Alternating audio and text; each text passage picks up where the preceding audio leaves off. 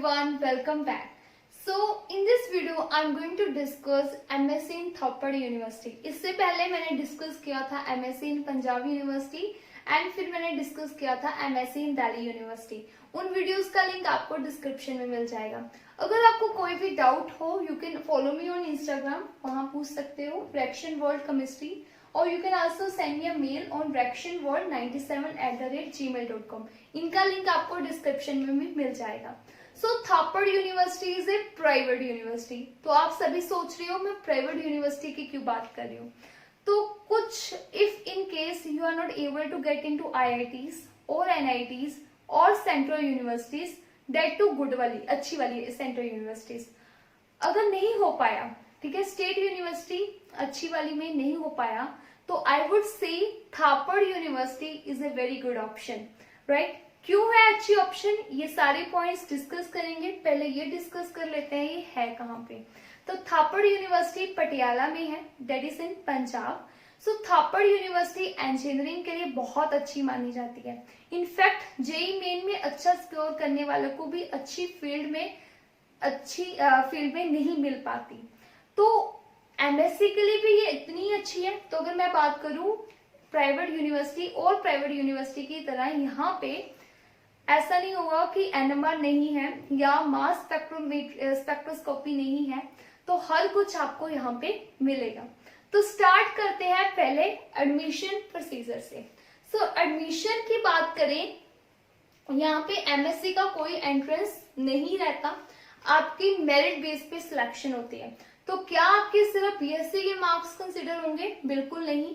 आपके 10th के marks consider होंगे, उसके बाद +2 के मार्क्स कंसिडर होंगे, उसके बाद BSc के मार्क्स, सभी का एग्रीगेट होता है. फिर आपकी एक CGPA आती है, उसके बेसिस पे आपका एडमिशन होता है. अराउंड 35 to 40 सीट्स रहती हैं. सेकंड बात करते हैं, ये तो हो गया आपका एडमिशन. तो फर्स्ट और सेकंड दो काउंसलिंग रहती है, उस बेसिस पे आपका एडमिशन रहता है. उसके बाद बात करते हैं हॉस्टल्स. तो यहाँ पे AC हॉस्टल्स भी अवेलेबल रहते हैं, नॉन AC तो है ही, वो डिपेंड करेगा, चार्जेस का फर्क आएगा. तो पहले डबल सीटर रूम मिलता है आपको MSc 1 में, सेकेंड ईयर में आपको सिंगल सीटर रूम मिल जाता है. तो AC नॉन AC वो आप पे डिपेंड करता है. फिर उसके बाद थर्ड पॉइंट डिस्कस करते हैं लैब्स. तो यहाँ पे लैब्स जो है वेल इक्विप्ड है, अच्छे से लैब वर्क होता है. आपकी वीक में 4 डेज लैब्स लगती हैं, जिसमें आपको ऑर्गेनिक इनऑर्गेनिक फिजिकल का अच्छे से करवाया जाता है. तो यहाँ पे इंफ्रास्ट्रक्चर की बात करें, you can also search on Google, बहुत अच्छा इंफ्रास्ट्रक्चर है. मतलब AC रूम मिलेंगे और बहुत अच्छी वेल एस्टेब्लिश्ड लैब्स होती है. तो लैब वर्क भी प्रॉपरली रहेगा, ऐसा नहीं है कि आपको लैब में काम नहीं करने को मिलेगा, बहुत अच्छा लैब वर्क रहता है. अब हम बात कर लेते हैं टाइमिंग्स की. क्या आपको नेट और गेट के लिए टाइम मिलता है? तो यहाँ पे आपको सैटरडे और संडे ऑफ मिलेगा, कोई प्रोजेक्ट वर्क नहीं रहेगा. तो टाइमिंग्स रहती है 8 to 5 सम टाइम, और कई बार आपके बीच में ब्रेक होती है तो बच्चे मतलब एडजस्ट करवा लेते हैं कोई आगे लेक्चर. तो मतलब मोस्टली आपका 8 to 5 रहता है, कभी कभी जल्दी 2, 3, 4 ऐसा होता रहता है. उसके बाद आता है प्रोजेक्ट वर्क. तो यहाँ पे भी प्रोजेक्ट रहते हैं और 6 मंथ का रहता है. तो 6 मंथ में प्रोजेक्ट रहता है. अब प्रोजेक्ट आप चूज कैसे करते हो, ये बहुत स्मार्टली प्ले करते हैं. एक लिस्ट आती है जिसमें प्रोजेक्ट्स के नेम लिखे होते हैं, ठीक है. उस लिस्ट में बच्चों को CGPA के अकॉर्डिंगली प्रोजेक्ट चूज करने का चांस मिलता है. मतलब अगर आपकी क्लास में 40 बच्चे हैं, तो अगर आपकी क्लास में 40 स्टूडेंट्स हैं, तो आपको ऐसा होगा कि जो फर्स्ट बच्चा है जिसकी CGPA मैक्सिमम है, तो उसके पास 40 प्रोजेक्ट्स के ऑप्शन देंगे, 40 में से कोई भी चूज कर सकता है. अब वो प्रोजेक्ट के अंदर छुपा होता है गाइड, मतलब उस प्रोजेक्ट चूज किया, उस प्रोजेक्ट के अकॉर्डिंगली आपको गाइड मिलेगा कि ये प्रोजेक्ट किस गाइड के अंडर है. तो हर टीचर के पास सिर्फ 2 बच्चे रहते हैं, तो मतलब आप टीचर चूज नहीं करते, basically you choose the project. और जो बच्चे थोड़े स्मार्ट होते हैं वो रिसर्च करके आते हैं. अगर उनका टीचर ऐसा हो कि हमने ये टीचर लेना है, तो वो रिसर्च करके आते हैं कि इस टीचर के अंडर कौन सा प्रोजेक्ट हो सकता है. मतलब basically you are given with some name of title of the project. Fine. तो ऐसे चूज होता है. 6 मंथ का रहता है लिटरेचर सर्वे. और अगर बात करें रिव्यू की और पब्लिकेशंस की, तो बच्चों का गाइड पे डिपेंड करता है और बच्चों पे डिपेंड करता है वो कितना काम करते हैं। तो बच्चों की पब्लिकेशंस भी आती हैं बट रेयर है बिकॉज प्रोजेक्ट 6 मंथ का है। सेकंड, बच्चों को ऐसे बोला जाता है कि आप रिव्यू लिखो। रिव्यू क्या होता है? बेसिकली आप प्रोजेक्ट कितने सारे पेपर्स को एक पेपर में लिखते हैं, उसको हम बोलते हैं रिव्यू। तो बच्चों को रिव्यू लिखने के लिए भी मोटिवेट किया जाता है, वो डिपेंड करेगा गाइड प्लस बच्चे के ऊपर। ठीक है, ये सब कुछ भी रहता है यहाँ पे। तो प्रोजेक्ट भी ठीक है क्योंकि 6 मंथ का है, उसके बाद आप रिव्यू लिखने का चांस मिल रहा है, अलोंग विद आपको पेपर पब्लिकेशंस के भी चांसेस रहते हैं, राइट। सो उसके बाद बात करते हैं इंटर्नशिप। ये मुझे सबसे अच्छा लगा यहाँ पे, अगर सबसे अच्छी चीज लगी है वो है इंटर्नशिप। तो अगर आपको जून और जुलाई के मंथ में आपको हॉलीडेज रहती हैं और इंटर्नशिप करना है इंडस्ट्री के साथ, और इंडस्ट्री में क्या किसी इंस्टीट्यूट में, इंपॉर्टेंट है, मतलब आपको वहां इंटर्नशिप करना ही पड़ेगा क्योंकि ये कोर्स वर्क का एक पार्ट रहता है। आपके इंटर्नशिप करके आते हो, उसके बाद आपकी प्रेजेंटेशन बनती है, आपसे क्वेश्चन होते हैं, क्रॉस क्वेश्चनिंग होती है, प्रॉपर आपका एक वाइवा सेशन रहता है।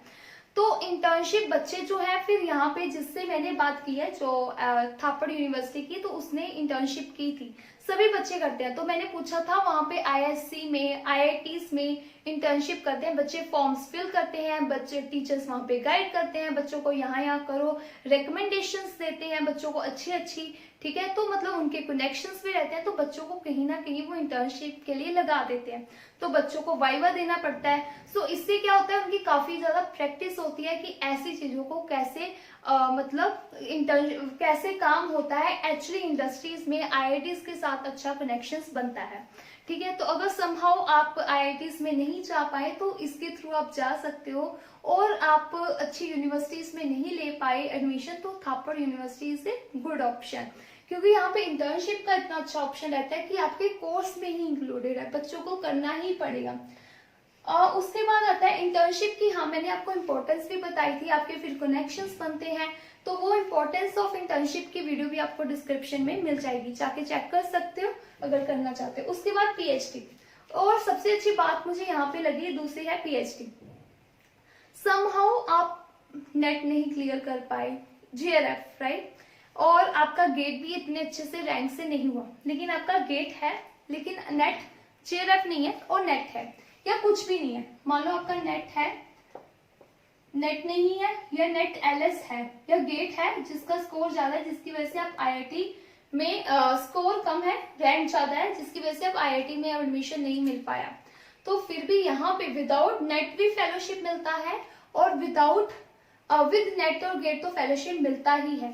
तो अगर आपके पास नेट नहीं है, गेट नहीं है, और यहाँ पे आपने एमएससी किया है और वही गाइड आपको ले लेता है, ठीक है, तो अगर आपके कनेक्शन अच्छे हैं गाइड के साथ, जो भी आपके साथ प्रोजेक्ट करे, या कोई और टीचर आपको ले लेता है, तो आपको फेलोशिप रहता है यहाँ पे 18,000 का विदाउट नेट और गेट। अगर आपने नेट और गेट दिया है तो ये अपने बच्चों को ही प्रेफर करते हैं। अगर आपने नेट और गेट दिया है और आपका नेट और गेट है तो fellowship I don't know properly, तो मैंने ये साइट पे शायद चेक किया था, तो 25,000 रहता है, जो कि बहुत अच्छी बात है। तो यहाँ पे आपको फेलोशिप मिलेगा पीएचडी करने के लिए, ठीक है। तो ये भी नहीं है, पेपर भी अच्छे आ जाते हैं, तो टीचर्स के लिंक्स भी हैं, कोलैबोरेशंस भी हैं इंडस्ट्री के साथ, बहुत अच्छी।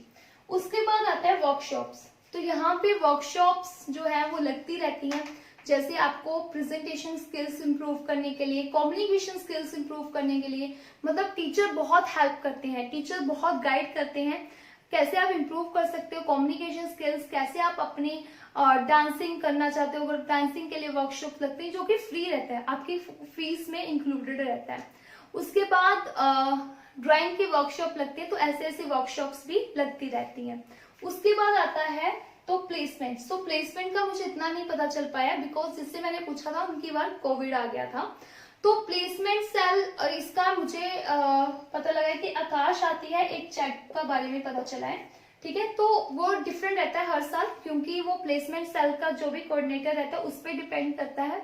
तो हर साल जो कोऑर्डिनेटर है वो चेंज होता है, बच्चे होता है, तो वो कितना कंपनीज को बुला पाता है उस पर डिपेंड करता है। तो प्लेसमेंट का ये सीन है। उसके बाद मेन पॉइंट है यहाँ के टीचर्स आपकी बहुत हेल्प करते हैं। सेकंड, ट्रिप्स रहती हैं, और आपके डिपार्टमेंट कोई भी फंक्शन ऑर्गेनाइज है वो अपने आप पे डिपेंड करता है। अगर आप ऑर्गेनाइज करना चाहते हो तो होते हैं वहां पे फंक्शंस की, होली सेलिब्रेशन हो गया, लोहड़ी सेलिब्रेशन होगा ये।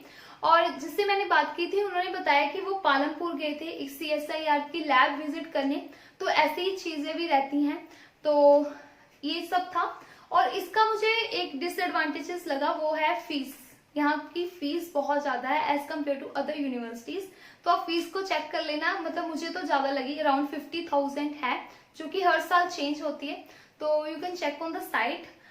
लेकिन अगर आप फीस की इतनी टेंशन नहीं है, आपको किसी अच्छी यूनिवर्सिटी में नहीं मिला, तो I think this could be a very good option. तो आई होप आपको ये वीडियो यूजफुल लगा हो। अगर कोई भी डाउट है आप मुझसे पूछ सकते हो। And thank you so much for watching.